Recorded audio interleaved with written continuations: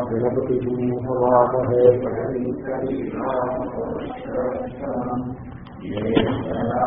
ब्रह्मणां ब्रह्मणस्पत शृण्वन्नोतिभिः सीदसादनं श्रीमहागणाधिपतये नमः। सदाशिवसमारम्भां शङ्कराचार्यमध्यमान् अस्मदाचार्यपर्यन्तां वन्दे गुरुपरम्पराम्। ओम भद्रं कर्णेभिः शृणुयामदेवाः भद्रं पश्येमाक्षधैर्यजत्राः स्थिरैरङ्गैस्तुष्टुवांसस्तनूभिः यशेम देवहितं यदायुः। इन्द्रो वृद्धश्रवाः स्वस्ति नः पूषा विश्ववेदाः स्वस्ति नस्ताक्ष्यो अरिष्टनेमिः स्वस्ति नो बृहस्पतिर्दधातु। ओम शांति शांति शांति। वैतथ्यं सर्वभावानां स्वप्न आहुर्मनीषिणः अंतस्थानात्तु भावानां సంవృతత్వేన హేతునా। మొదటి ప్రకరణంలో ఆగమ ప్రధానంగా, ఆగమము అంటే శృతి, శృతి ప్రధానంగా అద్వైతమే సత్యము, జ్ఞాతే ద్వైతం న విద్యతే, ఆత్మ అయమాత్మ బ్రహ్మ, అద్వైతమే సత్యము. సత్యవస్తువు ఒక్కటి అంటే రెండవది లేని ఒక్కటి, సజాతీయ విజాతీయ స్వగత భేదరహితం వస్తు బ్రహ్మ ఆత్మ అని బోధించడమైనది ఆగమ ప్రధానంగా. ఆగమ ప్రధానంగా అంటే శృతి బోధిస్తుంది, మనం దాన్ని స్వీకరిస్తాం శుద్ధ ప్రమాణంగా. అయితే ఎప్పుడైతే అద్వైతాన్ని చెప్పారో, వస్తువు ఆత్మ వస్తువు ఏక అద్వైతము అని ఎప్పుడైతే చెప్పారో ద్వైతం మిథ్య అవుతుంది. ద్వైతం అనుభవానికి వస్తూ ఉంటుంది. అనుభవానికి వచ్చి ద్వైతము సత్యమయ్యి ఆత్మ సత్యమైతే అది అద్వైతం ఎలా అవుతుందండి అది? కాబట్టి ఆత్మ బ్రహ్మ సత్యము అద్వైతము అవ్వాలంటే ద్వైత మిథ్యాత్వం అది ఉండి తీరాలి. ద్వైత మిథ్యాత్వం గురించి ఇబ్బంది ఏమిటంటే ద్వైతం అనుభవానికి వస్తూ ఉంటుంది. అనుభవానికి వచ్చి దాన్ని నిరాకరించాలి, అనుభవానికి రాని దాన్ని నిరాకరించాల్సిన అవసరం లేదు. ఆకాశ పుష్పం, ఆ పువ్వులన్నీ ఎంత బాగున్నాయి చూడండి నన్ను అన్నారనుకోండి, ఆకాశ పుష్పం అది ఏమీ లేదు, అది హుళక్కి, అది వస్తువు కాదు అని నిరాకరించడంలో శ్రమ లేదు, కష్టం లేదు, ఎందుకంటే అనుభవానికే రావటం లేదు కనుక. అలాగా ఉంటే ఆకాశ పుష్పం అని శబ్దం అన్నామే కానీ ఆ శబ్దానికి అనురూపంగా ఒక పదార్థమేమీ అనుభవానికి ఇంద్రియ గోచరం అవటం లేదు. కాబట్టి అటువంటి తుచ్చ వస్తువుల యొక్క నిరాకరణ చేయాల్సిన అవసరం లేదు, కేవల కల్పనా మాత్రములు కనుక. దానికి భిన్నంగా ఎప్పుడైతే ఇంద్రియ గోచరమయ్యేటువంటి పదార్థములు ఉంటాయో భావానాం సర్వభావానాం ఇంద్రియ గోచరములు అవుతూ ఉంటాయి. శబ్దస్పర్శ రూపరస గంధ రూపముగా జగత్తంతా కూడా అనుభవానికి వస్తూ ఉంటుంది, చాలా బలంగా అనుభవానికి వస్తుంది.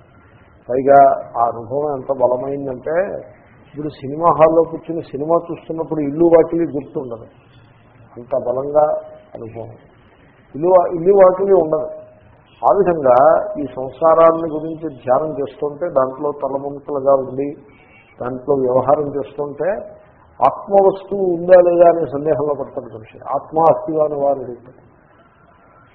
అసలు అడగాల్సిన ప్రశ్న జగత్ అస్తివాని వారు, అది పోయి ఆత్మ అస్తివాని వారు అడుగుతాడు. కాబట్టి జగత్తు యొక్క అనుభవము చాలా బలీయమైన అనుభవం. ఆ అనుభవాన్ని అది మిథ్య అని విశేషించటానికి చాలా శ్రమపడాల్సి ఉంటుంది. శృతి చెప్తోంది ఆగమ ప్రధానంగా అద్వైతం సత్యం, కాబట్టి ద్వైతం మిథ్య అని శృతి చెప్తోంది. కానీ దాన్ని బలంగా చెప్పాల్సిన అవసరం ఉంది. ద్వైత మిథ్యాత్వాన్ని మనం యుక్తితోటి కూడా సాధించాల్సిన అవసరం ఉంది. అందుకోసం ఈ ప్రకరణాన్ని ప్రారంభించినాము, యుక్తి కోసం. ఇప్పుడు సర్వభావానాం వైతథ్యం, భావములన్నీ కూడా, భావములు అంటే పదార్థములు అని అర్థము. పదార్థములు రెండు రకాలు, బాహ్యములు ఆంతరములు.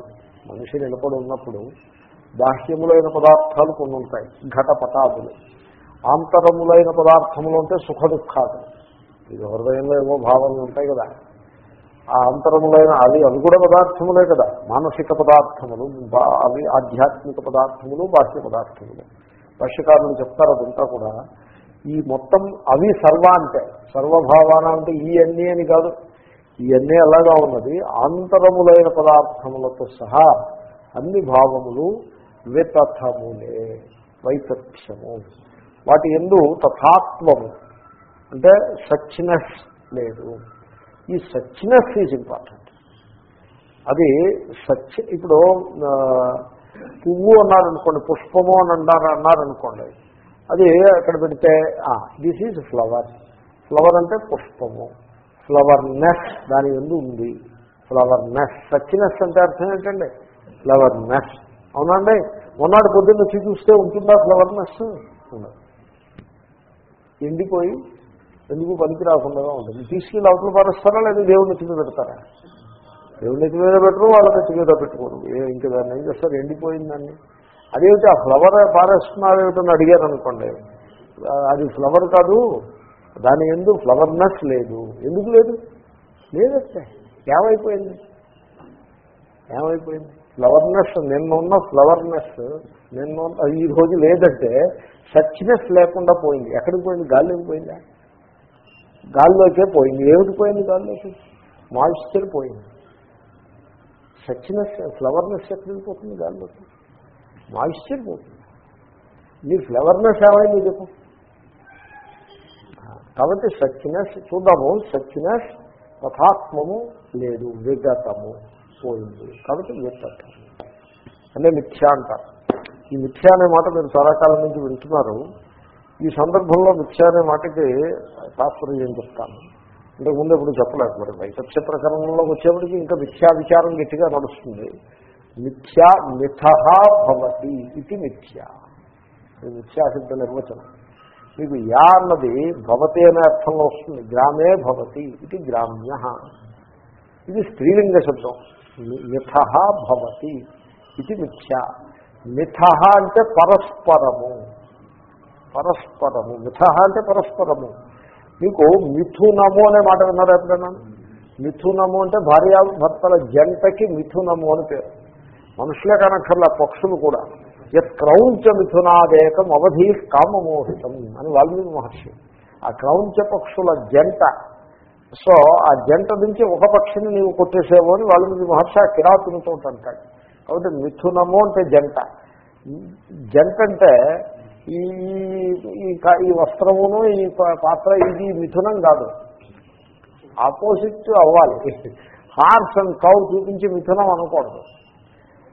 సో బుల్ అండ్ కౌ చూపించి మిథునం అనొచ్చు. అలాగే పురుషుడు స్త్రీ మిథునము. సో అది మిథః. ఇప్పుడు వివాహం అయితే భార్యాభర్త మిథునము.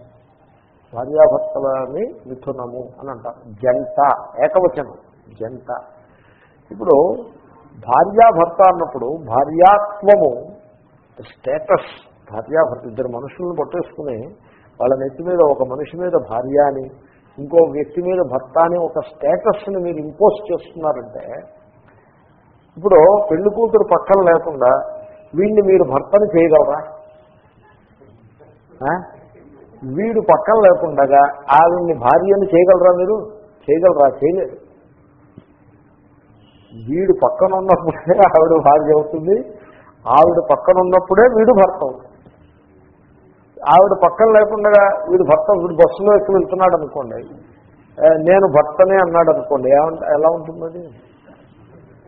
కాబట్టి భర్త భార్య అది మిథునం. మిథః భవతి. ఆవిడ పక్కన ఉన్నప్పుడు వీడు భర్త అవుతాడు, వీడు పక్కన ఉన్నప్పుడు ఆవిడ భార్య అవుతుంది. Suppose for some reason you remove భర్తృత్వం, భార్యాత్వం ఆల్సో ఇది రిమూవ్. దానికే డివోర్స్ అని పేరు. భర్తృత్వం తీసిపారేస్తారు, భార్యాత్వం కూడా తీసిపారేస్తారు. అంతకుముందు లేని భర్తృత్వాన్ని భార్యాత్వాన్ని కలిపి సూపర్ ఇంపోజ్ చేసిన దానికి వివాహము అని పేరు. ఆ సూపర్ ఇంపోజ్ చేసిన భర్తృత్వ భార్యాత్వాలని తొలగించేసి తీసిపారేసి చేసేటువంటి ప్రక్రియకి డివోర్స్ అని పేరు. అవి రెండు పరస్పరం ఉంటాయి. మిథః భవతి. చూడండి, ఇప్పుడు జగత్తులో ఫ్లవర్ పుష్పము అసత్యము, సత్యం కాదది అంటే దాని అర్థం ఇక్కడ మిథ్యని చెప్పేప్పుడు రెండు ఉండాలి, ప్రమాత ప్రమేయము రెండు ఉండాలి. ఇది ఎలా వస్తుందంటే మిథ్యని మీరు ఏమనుకోనంటే ఓ మాట చెప్తా, వేదాంతం బోధించే వాళ్ళకు కూడా చాలామందికి వేదాంతం యొక్క లోతైన రహస్యాలు తెలియవు. అలాగా ఆ శబ్దజాలాన్ని పట్టుకుని వేలాడుతూ ఉంటారు తప్పిస్తే లోతైన అవగాహన ఉన్నటువంటి ఆ సందర్భాలు తక్కువ ఉంటాయి. వేదాంతంలో క్లేశం అటువంటి. చాలామంది ఏమనుకుంటారంటే విద్యార్థులు అలాగే అనుకుంటారు, పాఠం చెప్పేవాళ్ళు కూడా ఇంచుమించు అదే ధోరణిలో చెప్తారు. ఎలాగంటే జగత్తు మిథ్య. జగత్తు మిథ్య అంటే అర్థం ఏంటి? అదొక్కటి మిథ్య అవ్వలేదు, దాంతోపాటు ఇంకొకటి కూడా మిథ్య అవ్వాలి. మిథః భవతి. కాబట్టి ఘటము మిథ్య అన్నప్పుడు ఘట జ్ఞాత కూడా మిథ్య అవ్వాలి. అప్పుడు కాబట్టి ఇప్పుడు ఈ టేబుల్ ఉంది, టేబుల్ మిథ్య అని నేను అన్నాను అనుకోండి, వినడానికి ఎలా ఉంటుందంటే చాలా విడ్డూరంగా అనిపిస్తుంది.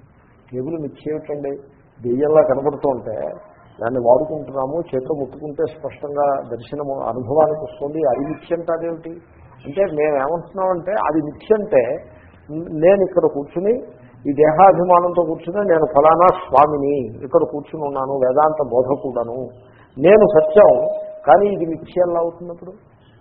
మిథ్య అంటే మీకు రెండు ఉండాలి. మిథః భవతి. ఇది ఉన్నప్పుడు అది ఉంటుంది, అది ఉన్నప్పుడు ఇది ఉంటుంది, ఇది లేకపోతే అది లేదు, అది లేకపోతే ఇది లేదు.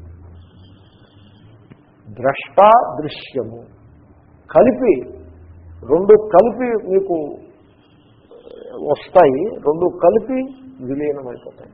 కాబట్టి రెండు కూడా మిథ్య. అది మిథ్య అంటే ద్రష్టని బట్టి దృశ్యం వచ్చింది, దృశ్యాన్ని బట్టి ద్రష్ట వచ్చాడు, ద్రష్ట లేకపోతే దృశ్యం లేదు, దృశ్యం లేకపోతే ద్రష్ట లేదు. కాబట్టి ఇప్పుడు మిథ్య అంటే అర్థం ఏంటంటే ఘటం మాత్రమే, ఘటము మిథ్య, ఐసైట్ మిథ్య, తర్వాత మనస్సు మిథ్య. ఘటాన్ని తెలుసుకునే మనస్సు తెలుసుకుంటుంది. మనస్సు జ్ఞాతృత్వము అన్నది అంతఃకరణావిచ్ఛిన్న చైతన్యానికే జ్ఞాత అని పేరు. కాబట్టి జ్ఞాతృత్వం మిథ్య, జ్ఞాత మిథ్య, తెలుసుకునేవాడు తెలియబడేది, రెండు కలిపి unreal. The entire subject object division is unreal. అది మిథ్య. సాధారణంగా మనం ఏమనుకుంటాం వేదాంత పాఠం చెప్పేప్పుడు జగత్తు మిథ్య అంటే చెప్పి ఆయన సత్యము, జగత్తు మిథ్య అంచేతనే అది ఎప్పుడు వర్కౌట్ కాదు. ఈ జగత్తును దర్శించేది ఎవరు?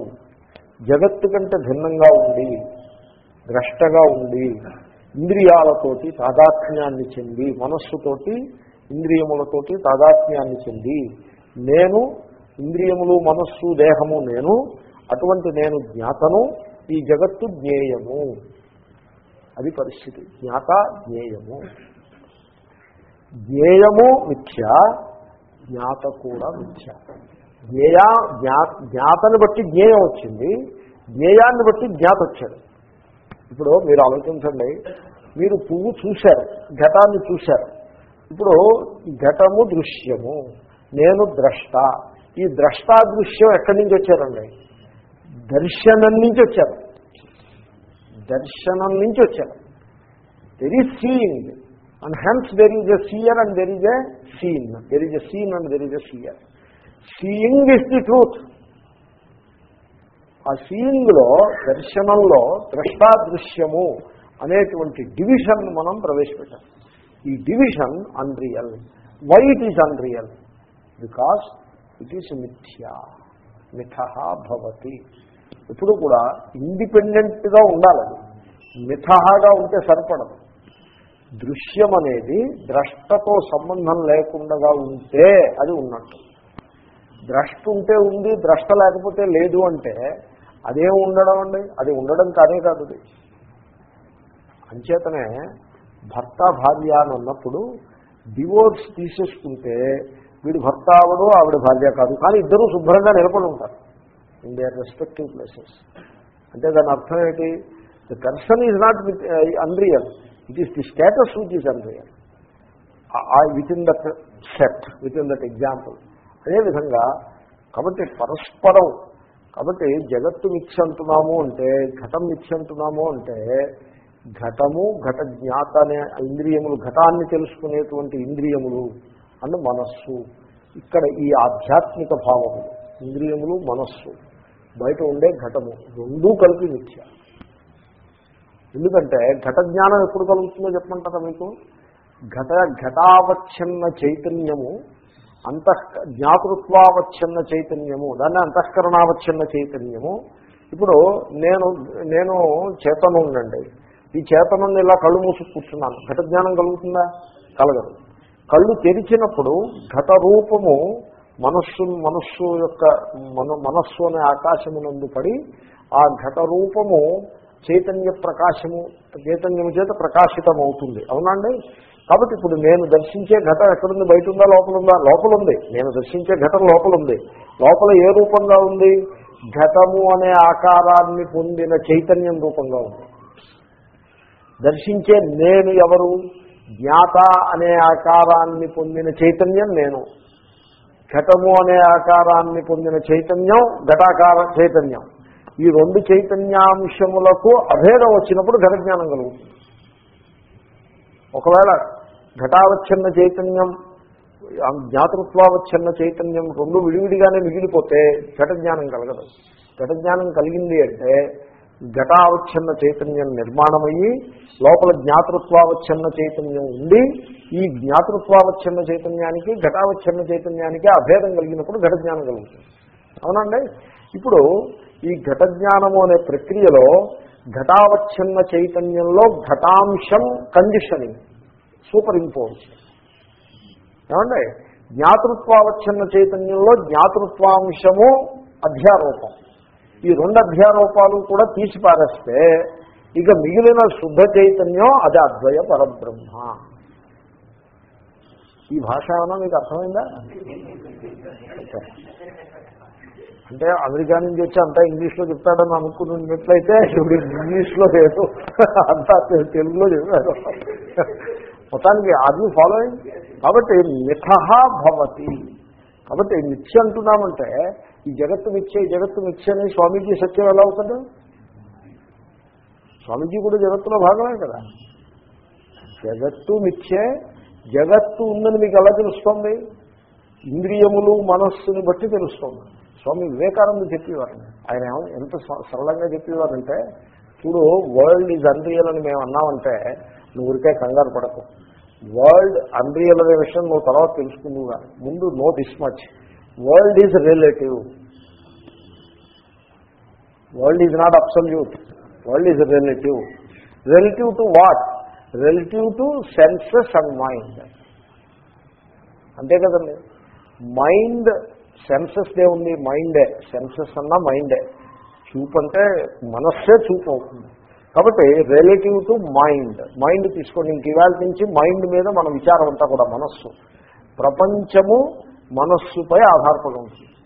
మనస్సు అనేది ఉందని మీకు ఎలా తెలుస్తుంది? ప్రపంచంపై ఆధారపడి ఉంటుంది. ఇప్పుడు వీడు కళ్ళజోడు డాక్టర్ దగ్గరికి వెళ్తారు. వెళ్తే వీడికి చూపు ఉందో లేదో ఎలా తెలుస్తుందండి? ఈ మామూలు తెలుగు సినిమాలో క్లైమాక్స్ ఎప్పుడు ఇలాగే ఉంటుంది. హీరోకి కళ్ళు చూపు వస్తుంది, హీరోకి కానీ హీరోయిన్కి కానీ. అప్పుడు కట్టుప్పుతారు. కట్టుప్పి చూపు వచ్చిందో లేదో ఎలా తెలుస్తుంది? ఎదురుకుండా ఎవరిలో నిలబెట్టి ఆ వాడి దృశ్యం నిర్ధారితమైతే దృష్టి నిర్ధారితమైంది.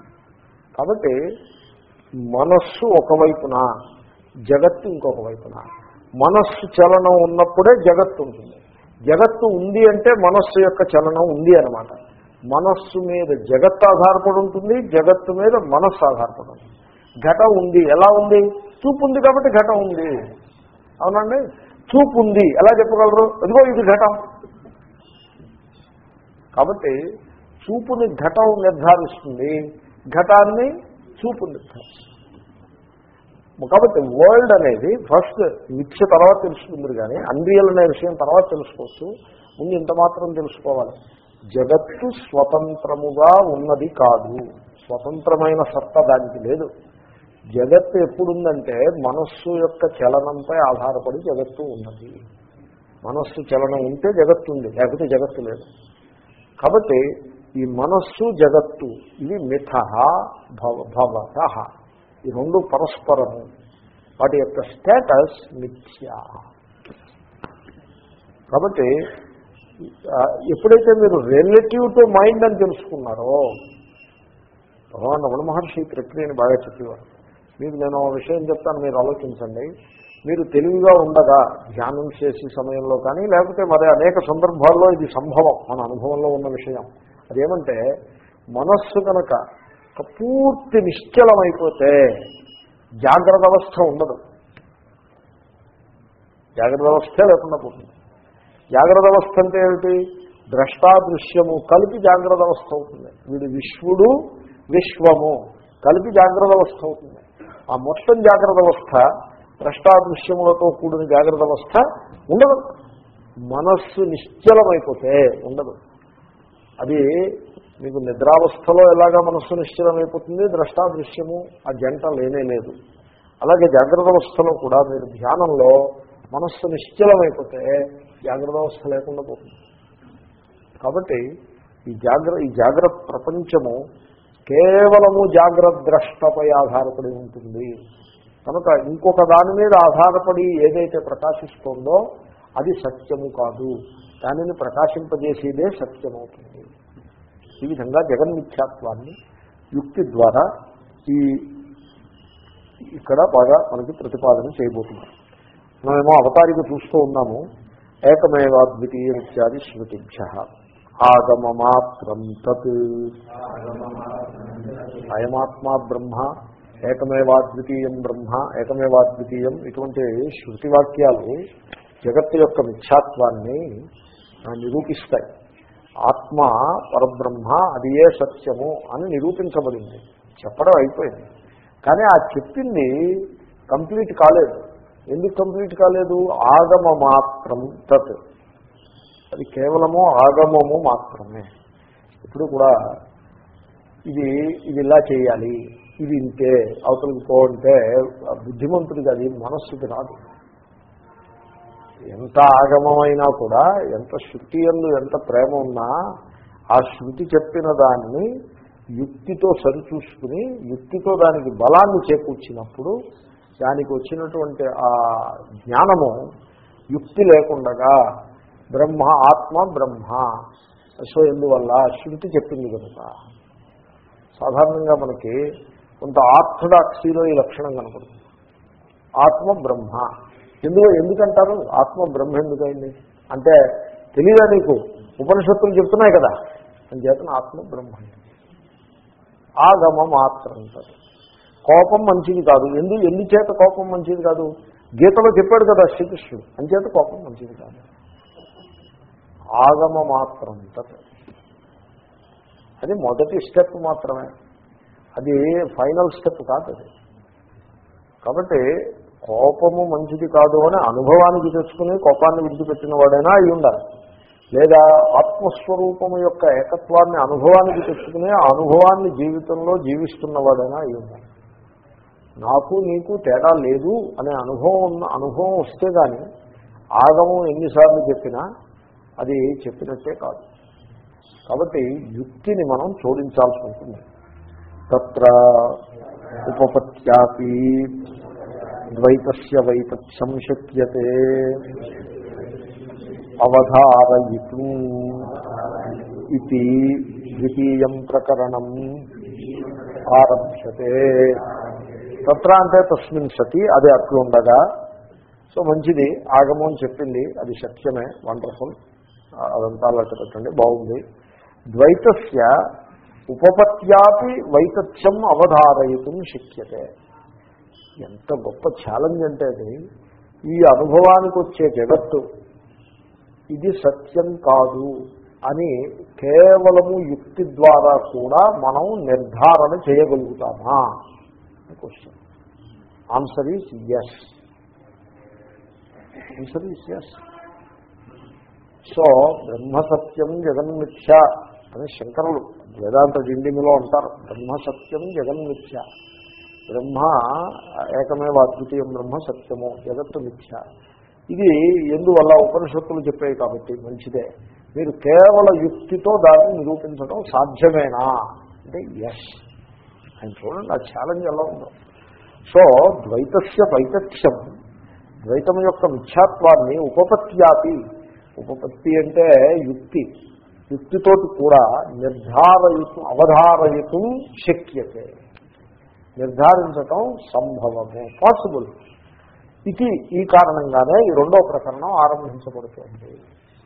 కాబట్టి కేవల యుక్తితోటి మనం నిర్ధారణ చేసుకోవచ్చు. ఏమని? ఈ జగత్తు మిథ్య అని నిర్ధారణ చేసుకోవచ్చు కేవల యుక్తితో.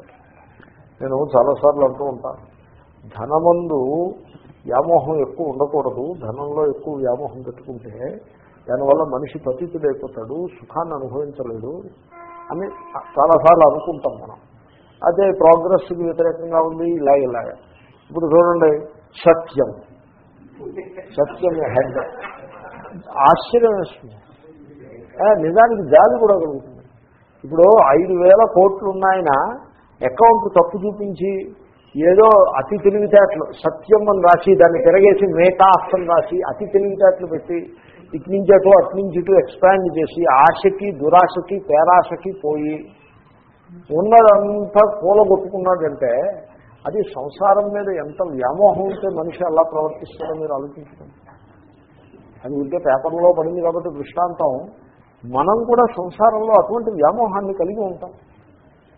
మనం ఆలోచన చేయాలి, ఈ సంసారం, ఈ డబ్బు, ఇల్లు, వాకిలి, ఈ అనుబంధాలు ఇవి యథార్థమా? అనుభవానికి వస్తున్నాయి, సందేహం ఏం లేదు. చాలా గట్టిగా అనుభవానికి వస్తున్నాయి. తెల్లవారి కళ్ళు తెరవగానే మొదలైపోతుంది కథంతా అనుభవానికి. ఈ సంసారం అనే దేవత నెత్తి మీద రోజంతా తాండవం చేస్తూనే ఉంది. అది చాలినట్టు రాత్రి నిద్ర పట్టడం మానేసి ఇంకా తాండవం చేస్తుంది. దాంట్లో ఏం సందేహం లేదు. కానీ అది యథార్థమా? యథార్థం కాదండి, వేదాల్లో చెప్పారు. వేదాల్లో చెప్తే ఏమైందండి? మీకు అనుభవానికి వచ్చిందా? అది అనుభవానికే రావడం మనం మనలాంటి సామాన్యులకు అనుభవానికి వచ్చేస్తుంది పాసిబుల్. మీకు ఆ వివేకం ఉంటే వస్తుంది. ఛాలెంజ్ అంతే. శంకర్లు వాక్యం ఎలా ఉందో చూడండి. ఉపపత్యాపి ద్వైతస్య వైతథ్యం అవధారయితం శక్యతే ఇది హేతో, ఈ కారణంగా. కాబట్టి మీకు ఈ లోకపు తీరు చూస్తే ఇదంతా మిథ్యం తెలియట్లేదండి.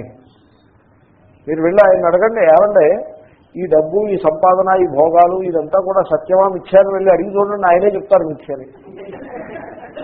అది అనుభవానికి వస్తుంది. డైవర్స్ కాగితం పట్టుకుని చేతిలో పట్టుకుని బయటకు వచ్చిన వాడిని అడగండి, ఎరా మ్యారేజ్ సత్యమా మిథ్యాన్ని అడగండి వాడు. ఏంటా ఇట్ ఈస్ దట్ సింపుల్. అది సత్యంలా అనిపిస్తుంది, అది మిథ్యది. ఈ పాయింట్ పేరు మనం అనేక యుక్తుల్ని ముందు మాట్లాడుతూ ఉంటాము. ఈ అంశాన్ని నిర్ధారించడం యుక్తి తప్ప ఇంకా ఆగమం అప్పుడప్పుడు గుర్తు చేసుకుంటాం దాని మీద ఉండే ప్రేమ చేత. యుక్తితోటి ఈ సత్యాన్ని నిర్ధారించడం కోసం ఈ ప్రకరణం ఆరంభం అవుతుంది. వైతథ్యమిత్యాదినా. సో ఆరంభంలోనే వైతథ్యం, మొట్టమొదటి పదమే వైతథ్యం. వైతథ్యం అంటే దాని యందు తథాత్మము లేదు, అది సత్యం కాదు, సచ్నెస్ లేదు. వీడు ఇది ఫలానా ఫలానా ఫలానా అనుకుంటూ ఉంటాడు, అది కాకుండా పోతుంది. సత్యం షేర్లు కొనుక్కుని నేను డబ్బు బాగా పొడవ పెట్టుకున్నాను, I had some good money, నాకు సేవింగ్స్ బాగున్నాయి, వృద్ధాప్యంలో I can be very comfortable అని చాలామంది అనుకున్నారు. అనుకుని లక్షల రూపాయలు సత్యం షేర్లలో పెట్టుకున్నారు, లక్షలు. ఏమంటే సత్యం షేరు ఇప్పుడు దాని పరిస్థితి ఎంత అంటే 100 రూపాయల షేరు 20 రూపాయలు అమ్మింది వేళ. అది రేపు 20 రూపాయలు కూడా రావు, ఈ రోజే వస్తాయి 20 రూపాయలు దానికి. ఓ 10 లక్షలు దాంట్లో పెట్టిన వాడి పరిస్థితి ఏమిటో మీరు ఆలోచించండి. నా క్లాస్ అటెండ్ అయ్యేవారు ఒక ఆయన, వైతథ్య ప్రకరణం క్లాస్ అటెండ్ అయ్యేవారు. అటెండ్ అయితే హోనోలూలులో, హవాయి క్యాపిటల్ హోనోలూలులో రేపు వచ్చే ఆగస్టులో నా క్లాసెస్ ఆర్గనైజ్ చేయడానికి డేట్స్ తీసుకున్నారు ఆయన హోనోలూలులో. నేను ఇక్కడి నుంచి పసిఫిక్ హోనోలూలు వెళ్ళాలని కూడా నేను మనస్సులో అనుకున్నాను. ఈ లోపల నా క్లాసులు అటెండ్ అవుతున్నారు ఆయన. అటెండ్ అవుతూ ఓ రోజు పొద్దున్నే నా దగ్గరికి వచ్చారు. ఏమంటే మనీ మేనేజర్, ఏమంటే ఎలా ఉన్నారు ఏమిటి? నేను అయినో because of the economic meltdown. పర్వాలేదండి, ఈ వైతస్య ప్రకరణం ఉండబట్టి నేను ఇంకా జీవించుకున్నాను. అయితే స్వామీజీ మీరు నన్ను మన్నించాలి, క్షమించాలి. ఏమిటా క్షమించడం లేదని చెప్పే ఏమిటి విషయం అంటే హోనోలులు ప్రోగ్రామ్ క్యాన్సిల్ చేస్తున్నానండి అన్నాను. Go ahead and do it. Honolulu నాకు I'm not interested in Honolulu, cancel it. ఎందుకు క్యాన్సిల్ చేసాడో తెలుసునండి, ఎకనామిక్ మెల్ట్ డౌన్. నేల లేకుండా పోతుంటే ఇంకే హోనోలులు లేదు ఏం లేదు. Forget about all the programme, sit comfortably and study value. చక్కగా చదువుకుని వెళ్ళాడు. ఏమిటి ఇల్లు ఉంటుందా అని అడిగాను. కష్టం అని అన్నాడు. శాన్ ఫ్రాన్సిస్కోలో ఇల్లు ఉంది, పెద్ద ఇల్లు. అది ఉండకపోవచ్చు. It may go, bank will take away. Okay, ఏదైనా చిన్న ఫ్లాట్, అంత పెద్ద ఇల్లు ఎందుకు, చిన్న ఫ్లాట్ ఏదైనా తీసుకున్నాడు. అలా ఉంది లైఫ్. జస్ట్ ఓవర్ నైట్ పోతుంది. Over night. రాత్రి పడుకునేప్పుడు కోటీశ్వరుడు, మొన్నటి పొద్దున్న లేచేప్పటికి లక్షలు ఉన్నాయంటే కోట్లు పోయాయి. It is that simple. కాబట్టి మనం నిర్మాణం చేసినటువంటి ఈ సౌధం ఉన్నది చూసారండి, ప్రపంచ సౌధము. ఈ సౌధము, దీనికి అడుగున పునాది లేదు, ఇసుక మీద కట్టిన పునాది లేదు. ఇదంతా కూడా రాతి మీద కట్టిన సౌధం కాదు, ఇసుక మీద కట్టిన సౌధం, జీవిత సౌధం. అంచేతనే ఈ సౌధము అలా చూస్తుండగా కొలాప్స్ అవుతుంది. అది మిథ్యా అని తెలుసుకున్నవాడు చిరునవ్వు నవ్వి ఊరుకుంటుంది. కాబట్టి జగత్తు మిథ్యది, అది సత్యం కాదు. దాన్ని బాగా దృఢంగా మననం చేసి ఒక 6 మాసాలు ఇదే మననం. జగత్తు మిథ్య, అన్రియల్. 6 మాసాలు దీన్ని మననం చేస్తే ఈ జగత్తు ఇంకా మనం ఏం చేయలేదు. అది విషయం. సో వైతథ్యం ప్రారంభమే వైతథ్యంతో ప్రారంభమైంది. వైతథ్యం అంటే ఏమిటి? వ్యతథస్య భావ వైతథ్యం అసత్యత్వమిత్యర్థ. విగతః తథా యస్మాత్ సహ వితథః. అది భాష్యకారులు రాయలేదు, నేను చెప్తున్నాను. యస్మాత్ దేని నుండైతే తథా అది అట్టిది అనేది విగతః పోయిందో అది వితథః. అంటే అది కాదు. ఇంకా అది కాకపోతే ఇంకేం చెప్తారంటే ఘటం కాదు, పువ్వు కాదు, భర్త కాదు, భార్య కాదంటే ఇంక ఈ జగత్తులో ఏం సత్యం ఏమన్నా మిగిలిందా? ఏమన్నా అంతే. జగత్తు అలాంటిది. సో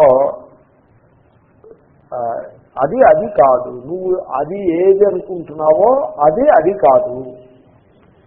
మరి నువ్వు తెలుసుకున్నదంతా సత్యమా అసత్యమా? అంతా సత్యమే. నువ్వు గతి అంటే జ్ఞానం. తథాగతి నీకు లేదు. తథాగతి గలవాడు ఒకడు ఉన్నాడు, తథాగతుడు, బుద్ధుడు. బుద్ధ, నువ్వు కూడా బుద్ధుడు కావచ్చు. బుద్ధుడు ఎవరు చెప్పేవాడంటే నేను బుద్ధుణ్ణి కాదయా, నేను మీలాంటి వాడినే.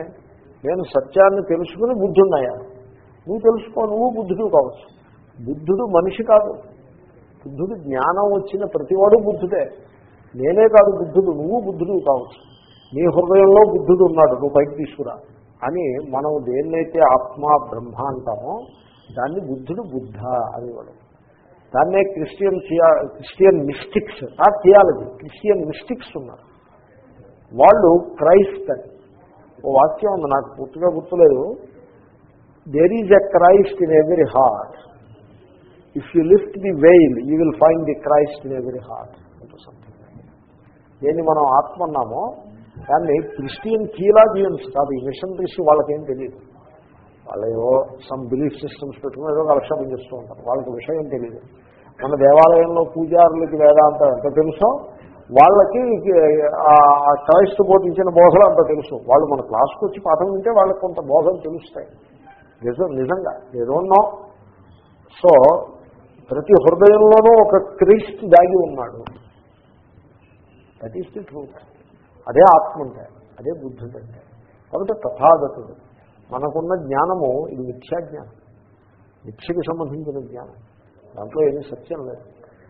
ఎనీవే సో వితథ అంటే అసచ్నెస్ లేనిది. సచ్నెస్ లేనిది అంటే మొదటి నుంచి లేనిదని కాదు, ఉందని అనుకున్నాము కానీ తీరా చూస్తే సచ్నెస్ లేదు, పోయింది. అంటే దాని యొక్క ధర్మము వైతథ్యం. వితథస్య భావ వైతథ్యం అంటే సచ్నెస్ లేకపోవడం అంటే అర్థం ఏమిటి? అసత్యత్వం ఇత్యర్థ. అసత్యము అని అర్థం. అది అసత్యము. అండ్ అసత్యం అంటే ఏమిటండి? నాకు 1000 రూపాయలు అప్పు ఇవ్వండి అని అడిగాను ఒక ఆయన. రేపు పొద్దున్న ఇస్తానండి అన్నాడు. సరేనండి, మీరు పొద్దున్న మామూలుగా ఏ టైంకి ఫ్రీగా ఉంటారు అంటే, ఎందుకంటే కొంతమంది 10ంటికి లేస్తారు, మనం కనుక్కుని వెళ్తే నేను 8 అయ్యేపటికి ఫ్రీగా ఉంటాను. సరే, నేనేమో 8 అయ్యేపటికి తయారయ్యాను. ఆయన రండి అంటాడు, మర్యాద చేస్తాడు, కూర్చోండి అంటాడు, కాఫీ అంటాడు, టీ అంటాడు. ఆ 1000 రూపాయల మాట మాట్లాడాడు.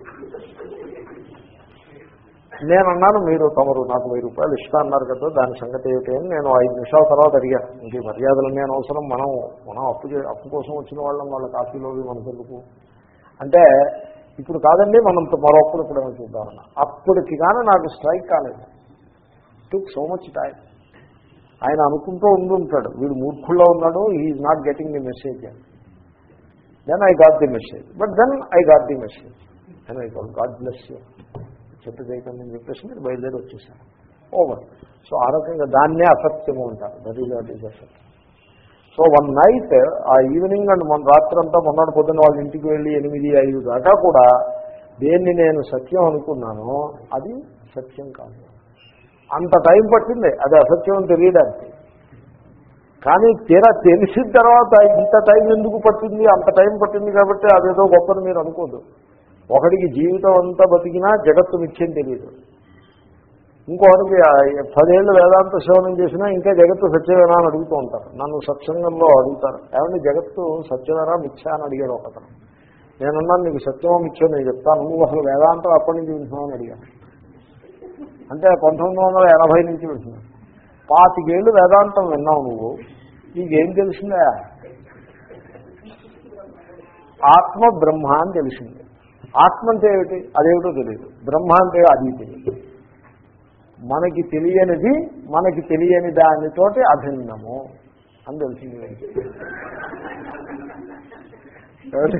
What I do not know is identical with the one which I do not know. అది తెలిసింది. ఓకే, నేను తప్పు పట్టాను.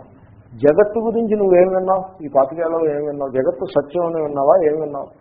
జగత్తు మిథ్యను వింటున్నాను. ఏం తెలిసింది నీకు? మళ్ళీ ఇవాళ కొత్తగా మళ్ళీ ప్రశ్న అడుగుతున్నావు నువ్వు. జగత్తు మిథ్యంది నీకేం తెలిసింది? ఏమనుకుంటున్నావు నువ్వు జగత్తు మిథ్యంటే? అంటే అది ఇటు సత్యము కాదు, అటు అసత్యము కాదు. ఇప్పుడు అంటే హాఫ్ వే. ఓకే, ఇప్పుడు సత్యాలు ఎన్ని ఉండాలి? 1.5 ఉండాలి. అవునా? శాస్త్రం ఏమని చెప్తోంది? 1 ఉందని చెప్తోందా, 1.5 అని చెప్తోందా? ఈ మిడ్వే ఉంది చూసారండి, దీంట్లో చాలా ట్రబుల్ ఉంది. అలా అనిర్వచనీయం అని, అనిర్వచనీయం యొక్క అర్థం ఏమిటో నేను మీకు తర్వాత చెప్తాను. ఈ మిడిల్ కేటగిరీ అది ఉన్నది కాదు, లేనిది కాదు. అంటే అది ఏం కేటగిరీ అంటారు దాన్ని? 50-50. సో ఇప్పుడు అద్వైత ఆత్మ ఒకటి, ఈ 50-50 జగత్తు 50-50.5 ఓ 1.5. Is it the truth? అలా ఉంది, లెక్కలు ఉన్నాయి. ఇప్పుడు యాజ్ఞవల్క్యుడిని ఒక బ్రాహ్మణంలో బృహదారణ్యకంలో దేవతలు ఎంతమంది అని అడిగారు. అడిగితే 33 కోట్లు అని చెప్పారు. అంతేనా? ఇంకేమైనా మరో మాట ఏమైనా ఉందా? 33 అని చెప్పారు. అదేవిధ కోట్లు అన్నావు కదండి, ఆ 33 కోట్లను 33లో విలీనం చేసి ఒక సారవంతమైన మాట చెప్తున్నాను, 33. అంతేనా అంటే 11. అంతేనా? 3. ఓకే, ఇంకా ఏదైనా పై మాట ఉందంటే ఇంకా సారం తీసుకొస్తున్నాను. 1.5 అని చెప్తాడే, దానికి ఏదో లెక్కిస్తుంది. ఓకే, ఫైనల్గా చెప్పంటే 1 అని ఉంటాయి. అలాంటిది ఏమైనా చెప్తున్నారా మీరు ఇక్కడ? అద్వైతం మరి 1.5 మిథ్య అంటే సమ్ మిడిల్ క్లాస్ అంటే, మిడిల్ అంటే 1.5 కాదు. ఇది నాట్ 1.5. ఏకమేవ అద్వితీయం. ఎప్పుడు కూడా జగత్తు మిథ్య అంటే నేను చూశాను కాబట్టి చెప్తున్నా, మిథ్య అంటే అదేదో ఒకటి ఉంది, అది సత్యం కాదు కానీ మరీ అంత అసత్యం కూడా కాదండి, ఏదో సంథింగ్ ఈజ్ దేర్ అని మీరు అనుకోద్దు. మిథ్య అంటే హుళక్కి. హుళక్కి అనే మాట విన్నారా? ఏమిటండి హుళక్కి అంటే? ఈ మాట తెలుగు పదమేనా అది? నేను తరచుగా వాడుతూ ఉంటాను, నేను విన్నాను అలాగా వాడతాను. హుళక్కి. ఇప్పుడు పాము చూశారు, రజ్జువు నందు పాము చూశారు. ఇప్పుడు ఆ పాము మిథ్య, మిథ్యకి దృష్టాంతం. మిథ్య అంటే అది ఎంత సత్యం, ఆ పాము ఎంత సత్యం? 1% సత్యమా, లేకపోతే 100% సత్యమా, 50% సత్యమా, 10% సత్యమా? చెప్పండి మీరు. 0% సత్యం అది. There is no snake there. That is the mithya. అంచేతనే మిథ్యని చెప్పటానికి ఎప్పుడు వెనకాడకూడదు. అల్టిమేట్గా మీ మిథ్యాత్వ జ్ఞానం మీదనే ఆత్మజ్ఞానం ఆధారపడి ఉంటుంది. జగత్తు మిథ్యాన్ని స్పష్టంగా మీకు తెలియనంత వరకు ఆత్మస్వరూపం తెలియదంటే వీడు దేహాభిమానంతో ఒక వ్యక్తిగా బతుకుతాడు. తను బ్రహ్మని ఎలా తెలుసుకుంటాడు? కాబట్టి ఎప్పుడైతే జగత్తు మిథ్య అంటే అసత్యం, non existent, it doesn't exist. కొంచెం అప్పుడప్పుడు ఇంకో సందర్భంలో ఎప్పుడైనా కొంచెం ఇటు అటుగా మాట్లాడినా వైతథ్య ప్రకరణం దగ్గరికి వచ్చేప్పటికి ఇంకా అన్ని మొహమాటాలు వదిలిపెట్టేసి ఎస్ ఇది మిథ్య అంటే, ఇప్పుడు ఒకడు డివర్స్ అయిన తర్వాత ఎక్స్ వైఫ్ అన్నాడు. ఎక్స్ వైఫ్ అంటే అర్థం ఏంటి? ఎక్స్ వైఫ్ అంటే is she wife or not? Ex wife. మాజీ ఎంపీ అంటే ఈజీ ఎంపీ ఆర్ నాట్? రజ్జు సర్పము, is it real or unreal? Unreal. So that's it. నన్ను ఎవరో అడిగారు సత్సంగంలో, ఏమంటే జగత్తు రియల్ అంటారా అన్రియల్ అంటారా అని అడిగారు. అలా అడుగుతారు ప్రశ్నలు. నేను చెప్పాను అన్రియల్ అని చెప్పాను. అంటే నేనేదో మొహమాట పడతాను అనుకున్నాడు. అన్రియల్ అని చెప్పాను. How can you say that it is unreal అని చెప్పాను. కమ్ టు ది క్లాసెస్ అని చెప్పాను. కాబట్టి అసత్యత్వం ఇత్యర్థ. జగత్తుకి సత్యత్వం లేదు. It is appearing true, appearing very solid true, but still it is unreal. So ఏమంటే జగత్తు మిథ్యని మీరు ఎలా అనగలరు? అంత స్పష్టంగా దృఢంగా కనపడుతోంది కదా. అంటే చూడు, నేను జగత్తు మిథ్య, జగత్తు మాత్రమే మిథ్య అంటలేదు, జగత్తుని దర్శించే వ్యక్తి కూడా మిథ్యనే అంటున్నాం, ప్రశ్నతో సహా మిథ్య. సో ఇప్పుడు జగత్తు మిథ్య కానీ కన్నులు సత్యము, మనస్సు సత్యము అంటే అది తప్పదు. కన్ను అంటే ఏమిటండి? చూపు. కన్ను అంటే ఈ మాంసం అది కాదు కదా. చూపు అంటే ఏమిటండి? చూపు అంటే ఒక కండిషన్డ్ జ్ఞానానికే చూపు అంటే, రూపజ్ఞానానికే చూపు అంటే, శబ్ద జ్ఞానానికి చెవి అని పేరు, గంధ జ్ఞానానికి ముక్కు అని పేరు, ఇంద్రియం. ముక్కు అంటే ఇది కాదు, ఇంద్రియం. రసజ్ఞానానికి జిహ్వ అని పేరు, రసనేంద్రియం. స్పర్శ జ్ఞానానికి త్వక్ అని పేరు. ఇప్పుడు ఈ 5 భిన్న భిన్నాలుగా అనిపిస్తున్నాయి, కానీ వాటి పేర్లు చూస్తే మీకు ఏమనిపిస్తుందండి? ఈ 5 మూలంలో ఒకటే అని తెలియట్లేదు. 5 మూలంలో ఒకటే అయితే మరి ఈ 5 ఏమిటి? మిథ్య. కాబట్టి వైతథ్యం సర్వభావానాం. దాన్నే భాష్యకారులు చూడండి ఎలా చెప్తున్నారు. కస్య సర్వేషాం బాహ్యాధ్యాత్మికానాం భావానాం పదార్థానాం స్వప్నే ఉపలభ్యమానానాం. ఇక్కడ కేవలం స్వప్నాన్ని గురించి చెప్తున్నాం. నేను యాంటిసిపేట్ చేసేసి జగత్తు గురించి చెప్పేశాను, అది వస్తుంది తర్వాత. నిన్ను కూడా మనవి చేశా. ప్రస్తుతానికి మనం స్వప్నాన్ని విచారం చేద్దాం.